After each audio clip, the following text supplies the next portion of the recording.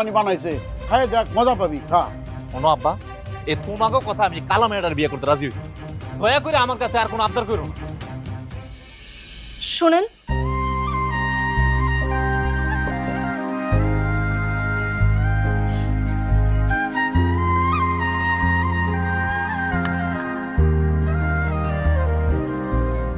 সকালে খালি পেটে বের হইতে নেই, তাতে গৃহস্থের অমঙ্গল হয়। একটু খেয়ে বের হন। রাশেদ! চুপ কর আব্বা।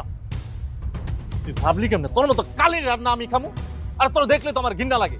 আমার কালো মেয়ে পছন্দ না। আর তোর হাতের নাস্তা না, তোর হাতের নাস্তা দেখলেও আমার বমি হইতেছে। তোর হাতের বানানো আমি কোনো কিছুই খামু না, দরকার পড়লে না খেয়ে থাকবো।